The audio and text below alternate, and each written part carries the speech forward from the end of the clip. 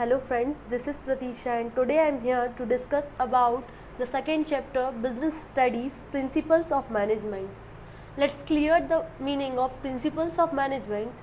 Principles of Management are the broad and the general guidelines for the decisions making and the behavior of the manager.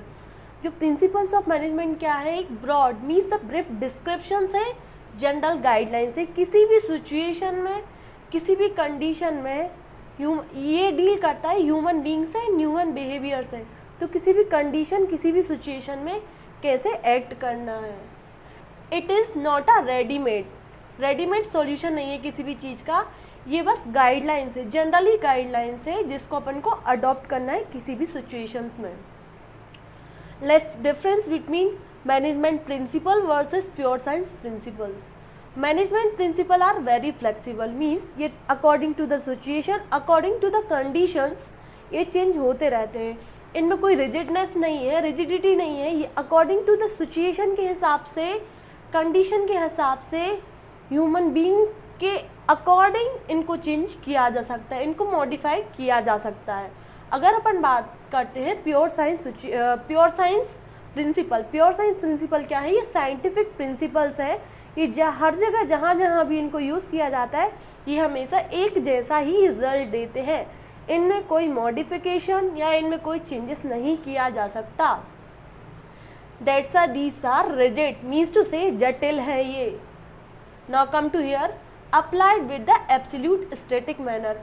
जो pure science principle हैं जैसे वो बनाए गए हैं उनको उसी वे में यूज़ किया जा सकता, उसी तरीके से, इनमें कोई भी चेंजेस नहीं हो सकता। अगर अपन मैनेजमेंट प्रिंसिपल की बात करते हैं तो मैनेजमेंट प्रिंसिपल जो है वो अपनी ओन क्रिएटिविटी के थ्रू अप्लाई होते हैं। ऐसा नहीं है कि जो मैनेजमेंट प्रिंसिपल है जो जैसे है वैसे ही अप्लाई हो। इनमें क्या है, कोई पर्सन इनको अप्लाई कर रहा है, डिफरेंट सिचुएशन रहती है, डिफरेंट सिनेरियो रहते हैं, तो उनको उसके बेसिस पे अप्लाई किया जाता है। Now come to here management principle versus management techniques. Management principles क्या है, एक ब्रॉड जनरल गाइडलाइंस है।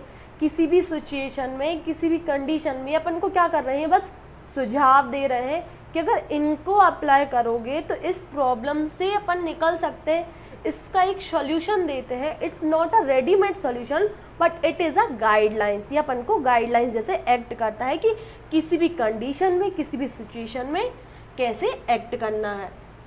Management techniques, first of all management techniques means, techniques का मतलब होता है मेथड, किसी भी काम को करने का क्या क्या तरीका है, मेथड, और वी कैन से प्रोसीजर।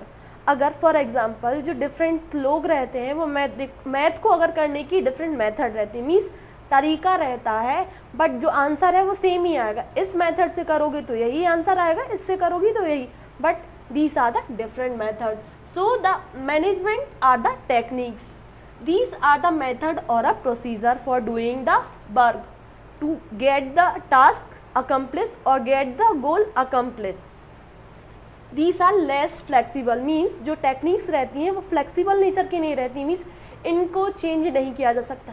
हाँ, थोड़ी कम चेंजेस हो सकते हैं लेकिन इनको पूरा बदला नहीं जा सकता क्योंकि एज इट इज़ रहती है ये। अगर मैनेजमेंट प्रिंसिपल की बात करते हैं तो management principle are more flexible, ये फ्लेक्सिबल रहते हैं, इनको चेंज कर दिया जाता है। Now come to the features of management.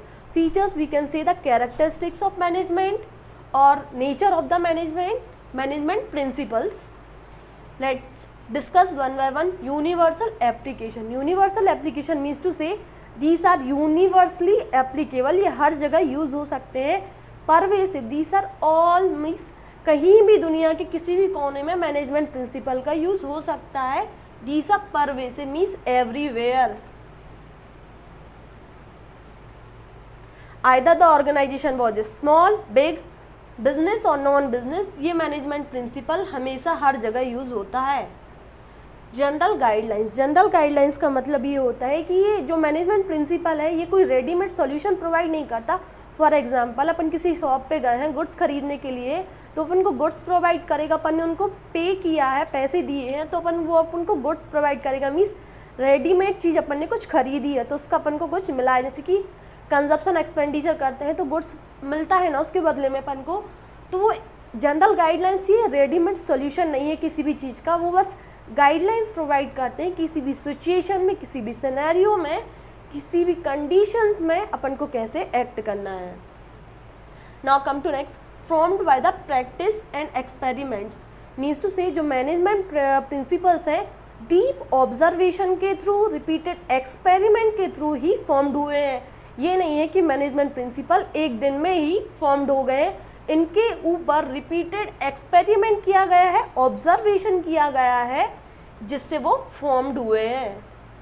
Now come to next, flexible, management principle are flexible means it change according to the situation, it change according to the condition, it change according to the human beings, जो human being है, क्योंकि जो management principle almost human being के ऊपर depend रहते हैं, means उनसे deal करते हैं ह्यूमन बींग से, ह्यूमन बिहेवियर से, तो इनको मॉडिफाई किया जा सकता है, इनको चेंज किया जा सकता है।